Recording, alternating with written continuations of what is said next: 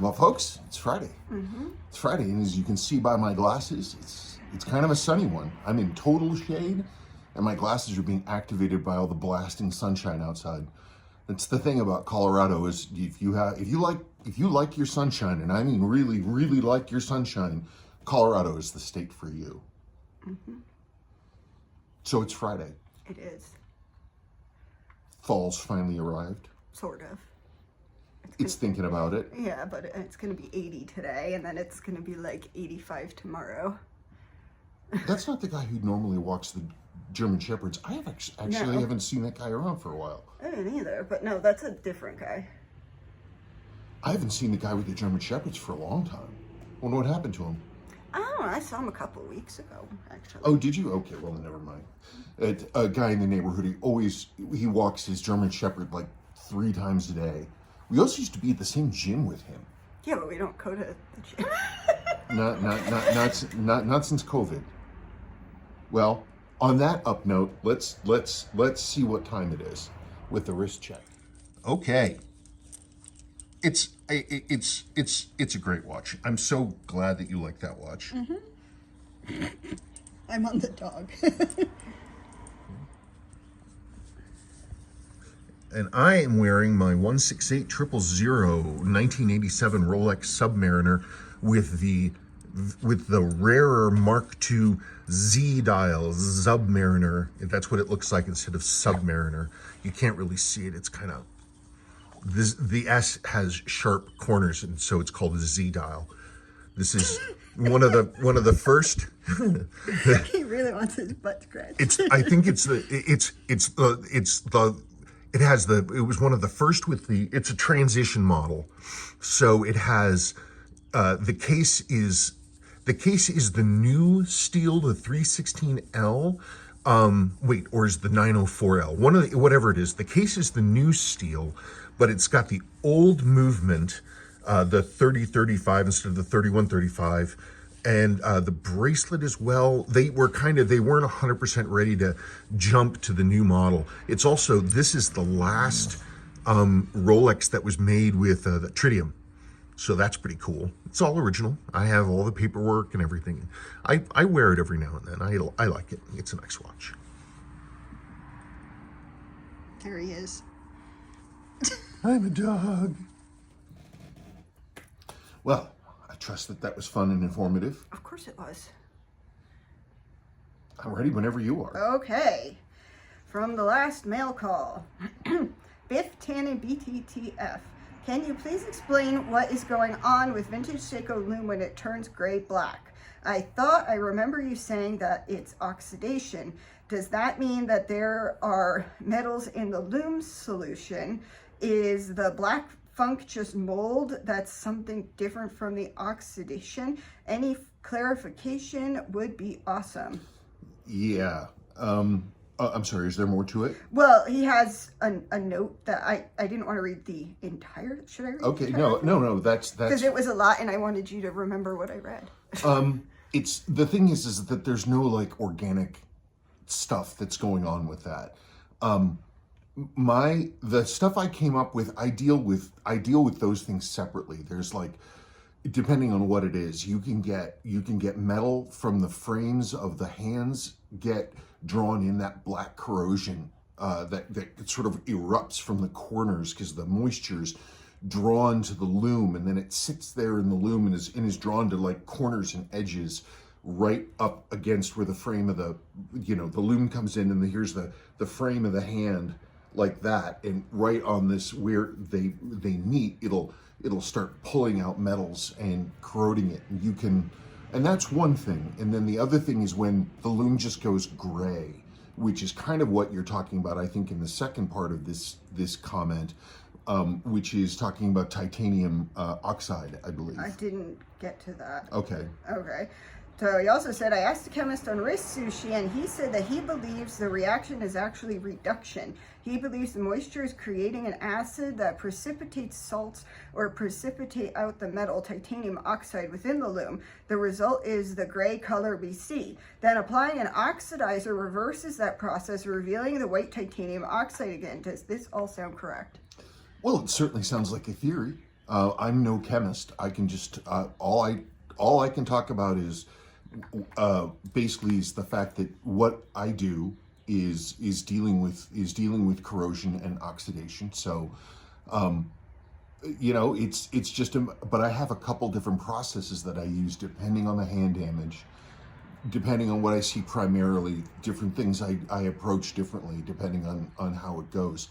The problem is that I don't know of a solution yet that'll go from like a dark mottled gray, where it's like gray in places and black in other places, and get it totally 100% clean. You have to go like super crazy nuclear, and it'll start to attack the lume itself. And you can also get it where it'll pull coppers out of the hands, and then the lume will start turning green in places, which is yet another danger. It's just, there's a lot of ifs when it comes to trying to clean lume. CMB 1972. Hi, Spencer and Sabrina. I'm visiting Thailand and Vietnam in the new year. Do you know, or any viewers, of any watch shops markets to check out, as I will be searching for watches?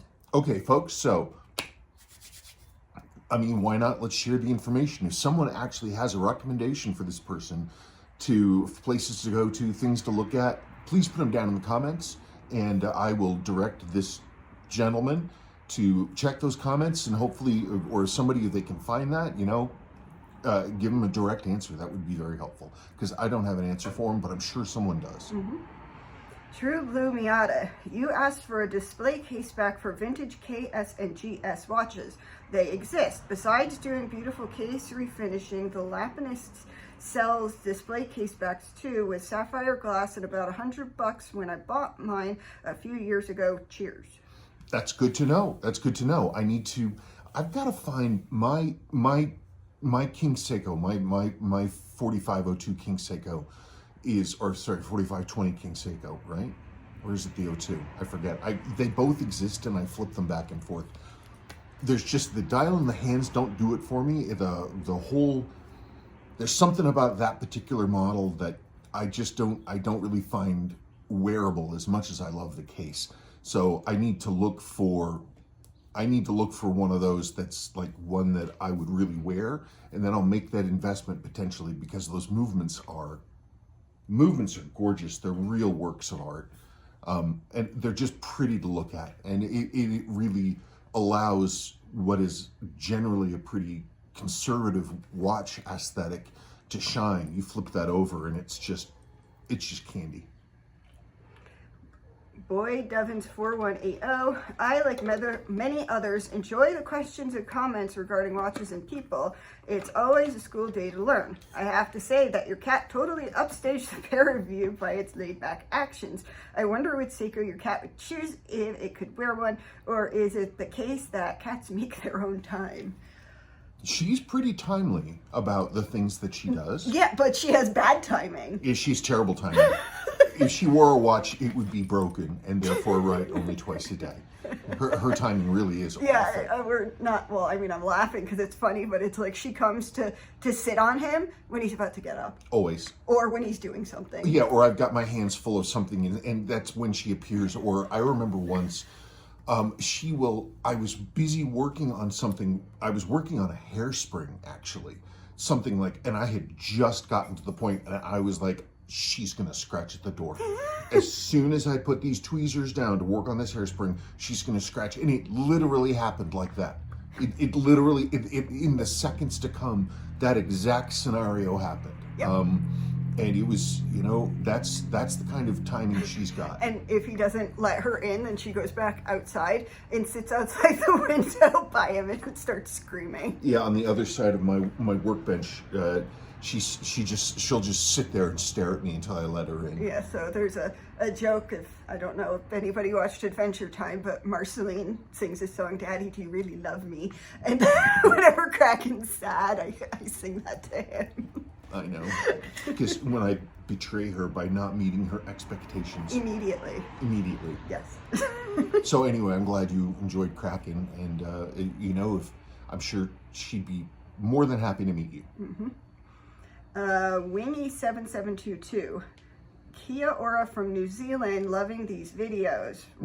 The green font for the sports on the yellow gold 69 6139 6000 Speedtimer. I first ran across one of these on one of your videos. Wait, on one of my videos? That's what it says. The problem is I don't take notes, people, and I have to rely on my memory for everything, and it's hard to remember that you've forgotten something. So I will have to go back and look at that. I don't remember it. I wonder how long ago that video was.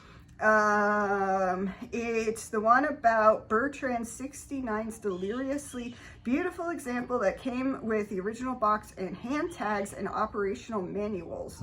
Now they do say that I'm colorblind. Say the font may be blue or brown, but it's not red and it's not black. The 5 and the water 70-meter proof are in black and the Speedtimer in red, but I'm certain that the sports is in green.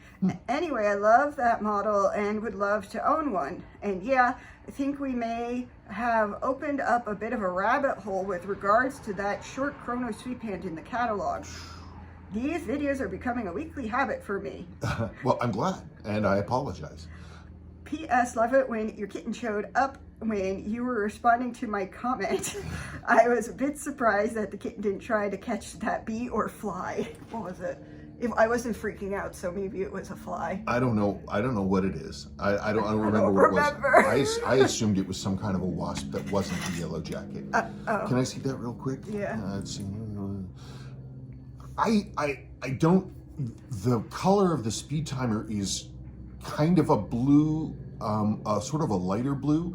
I could see it being on the cusp of one that you'd see was green. I just don't remember there ever being a green one, but that doesn't mean that there wasn't. I'm absolutely entirely capable of forgetting all kinds of extremely important details because I'm reminded so often how, is that the dog? Yeah, Poochum wants in. I can let him in. Yeah, okay. But I'm often wrong, so if I am wrong, anybody else knows the answer. Did that early Speedtimer come with a green font instead of a blue? I'm not 100% sure about it. That sweep hand for that 6139, that atypical sweep hand, I'm dying to know more about it. It's just in my way. Okay, move it, back it up, back it up. It's so weird and so unusual, and I can't. I want to know where it came from and what hand it's for. It wasn't as long as it was supposed to be. Was it like the test hand? Was that like a preliminary hand that they were going to use? And then, because I looked at it and the way it was staked to the hand tube was just like a regular wristwatch or something. Maybe it wasn't strong enough maybe the hand design wasn't strong enough to deal with hard resets, and maybe it would spin off of its axis, and that's why they made the later style hands that are more really beefed together. They're really clamped together. I don't know. I really want to know if anybody has ever seen one of those in the flesh. I really want to know, because I'm like, that's some crazy stuff. If that was like a first gen, early, like, you know, the hand equivalent of using the chrome ring crystals on the 6139s, but even earlier. I don't know, it really nuts. If anybody has anything about it, the dog is here. Yes. He's getting his butt scratched. Blair Watch Project. Those ETA mainsprings work just fine in a 6000 series movement. They have the same overall dimensions. However, this is not without caveats. They are slightly thinner, resulting in less spring force than the original Seiko part. What results is a lower maximum attainable amplitude. You also have to be a bit careful with them slipping against the barrel wall due to the geometry of the bridle. I have seen them have much shorter power reserve because they will slip at approximately half wind. Strong braking grease may save you, but it's not always clear that will do the trick in every instance. Condition of the barrel wall will matter. Caveat emptor. That's really interesting. Yeah, because the metal is thinner. It's 0.11 for the ETA and 0.12. No, it's 0.115 for the ETA and 0.12 thickness of the metal for the ETA, and you wouldn't think that that's enough, but it really does. That's gonna have a significant effect on how much power is being held. The bridle on for those of you who don't know, so what happens, Seiko has an automatic with an automatic watch, you've got to have the mainspring has to be able to slide. Otherwise, if the watch is always trying to wind against a fixed mainspring, eventually it's going to snap the thing off. It just, because you're setting two parts of the watch against each other, the mainspring being firmly fixed to the inside of the barrel and the automatic winding trying to get it away from there. So what they do is at the end of the mainspring, they have the end of the mainspring like so, and they have another piece of mainspring that is usually riveted to it or electro welded or whatever, and it kind of comes like this and it goes up, so it has this kind of cup shape so that it is constantly springing and grabbing the inside wall of the mainspring barrel, sort of like, and it's always trying to go like this. So you have these 2 points trying to hold on, but if you wind it enough, it'll pull away enough from the wall that it will spin. I can't remember the shape of the bridle on the ETA versus the Seiko. I wonder if because Seiko talks about if you're getting like, you can adjust the bridle. You can tune that a little bit as per Seiko's instructions.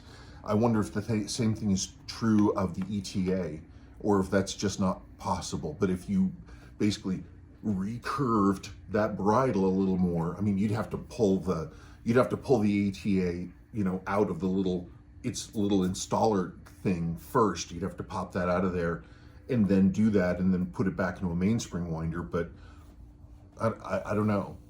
But you see, for the most part, people, you don't have to worry about it. Seiko has always said that their mainsprings were unbreakable. It's one of their things, that they were a permanent part. I mean, they sold them as replacement parts, but their instructions are how to clean and reuse their mainsprings, not necessarily just right out of the blue, right out of the gate, replacing the mainspring.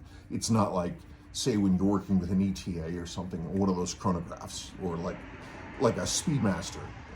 The instructions are every time you do a service on those, that includes the mainspring.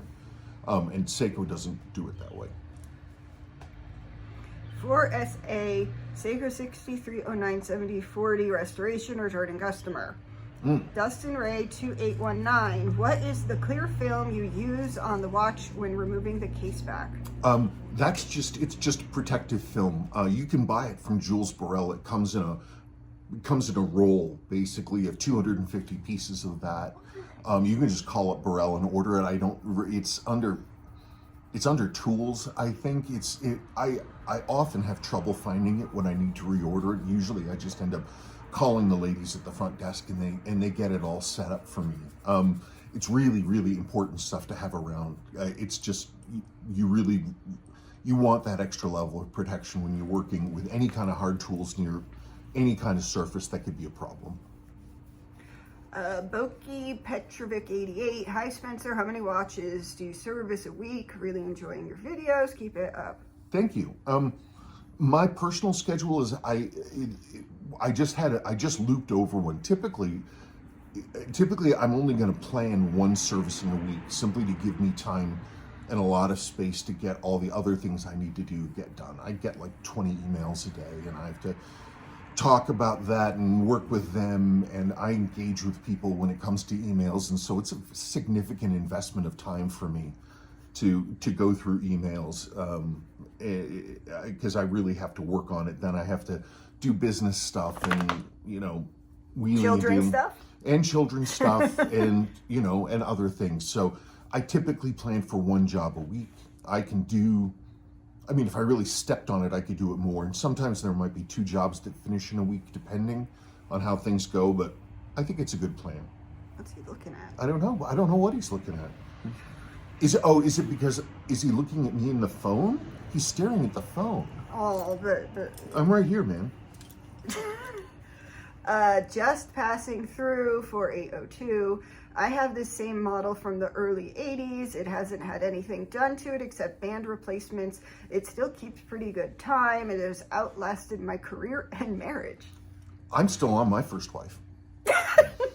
It's a joke. It is a joke. It's a Klein joke. It's a Klein joke. Yeah, I got it. Dad said that first, you know. You know, what are you gonna do? Well, you're the only one with a first spouse. So. I'm the only one. Yeah, I have, of my siblings, I have the fewest marriages, and that's saying. In fact, I'm the only one of my siblings with just one marriage. All the rest of them. What? I can't scratch you 24/7. I think he wants a bed out here. Well, I can't help him. Yeah, and also the carpet's all dirty from me. Okay. I think he's too big for the chair, isn't he? I don't know. Doesn't matter, Rocket. I can't. What? What? Come here. Everybody's making me comfortable. Come on. Come on. There you go. Good boy. Let's see if that works. Chuck Schilling videos. I love the... Oh, hang on. I love the Pepsi dial of the 7548. I looked high and low for one after seeing another fellow on my college swim team with one and never found one. So when I found a 6309 in a jewelry store, I snagged it. I didn't know one from another and thought they were the same watch, just with a different bracelet and dial. Of course, the 7548 is quartz and the 6309 is a self-winder. In any case, eventually I learned that these were two completely different watches, and the Pepsi bezel had never been offered on the 6309, nor was the stainless bracelet. One of these days, I'd like to get hold of a 7548 to complete the pair. I think Seiko might have missed the boat a little bit, but by never offering the 6309 with a Pepsi bezel. I'll bet they'd have sold a ton of them. I don't know why they never came out with a Pepsi 6309. I mean, they did for the slim case. Maybe that's the thing, is that the legacy, the big turtle 6309, 7040, 7049, those never got one, but the slim case, when they went to the second gen 6309s, did. So maybe they just never thought of it. It's interesting. I mean, I could probably put one together. It just occurred to me. I actually have a rather nice 6309 in there that is missing a rotating ring, and I have a Pepsi rotating ring for a 7548. I could in theory put them together. My problem is I don't like the red and blue so much, like the Pepsi thing. I'm really more of a Coke guy. Oh, that's I know. For SM, Seiko 7548 700F Storm Norman, Sayed M. Hosseini 5890. Could you explain what all the various video title codes are for SM, etc.? You put the answer. I did put the answer because it's, and then I was going to riff off of that. Okay, I keep wanting to say Kurt Schilling. Chuck Schilling videos. That's the customer's initials. Spencer films these for the customers so they have a documentary record of what's been done to their watch. That is correct. And I didn't want to put people's first and last names up there because it's just, you know, it's their private information, but I wanted to be able to identify it to them, for them. And I make these videos. It's really important to me that the customers have a true, genuine sense of being involved in their restorations. It's really important to me because it's important for me. If people are doing work for me, I want to know about it. I want to see inside what's being done. I want to understand what's happening. I want to get as close to the process as possible. So, you know, and I really feel that it's important for people to be able to see that they're, you know, it's important for people to feel that they are they have a role in the process, that you know, the work isn't happening behind a curtain, and they can see, you know, they can basically see what they're getting and see how it's going. It's super important to me that people have that option, and they really gain a better understanding of their watch, and maybe they feel a little, you know, closer to it for the fact that they know what it looks like inside and out. That's it. I'm watching some guy do amazing tie-dye work. If anybody cares, on Instagram, he's Dyes and Good Vibes. He's some hippie that does really cool tie-dyeing. And I'm sitting over here rubbing Rocket's back foot. Wow, that's pretty trippy. Yep. That's pretty trippy. Well, folks, I guess that's the end of the questions. Mm-hmm. And so we're on to the rest of our weekend. Not much of that. Thank you so much for your questions and your support. If you're still watching this video, we appreciate it very, very much for people to watch our videos. And that's it. That's it. That's the end of another week. Mm-hmm. Okay, thanks, folks. Bye. Oh, I forgot to tell you, we're going to have to start saving for a new refrigerator. What? We have to start saving for a new refrigerator. Why? Part of the ice machine part, one of the little impeller blade tips broke off. Wait, why can't we just buy a new? Well, maybe we can. Apparently, with an ice in the door is known as an American style. Is it? Refrigerator? Yeah. Where is it? Mm-hmm. Huh? I didn't know that. Look, why is this thing doing that? I don't know. Is it sliding down very slowly? Yes. Well, now I look short.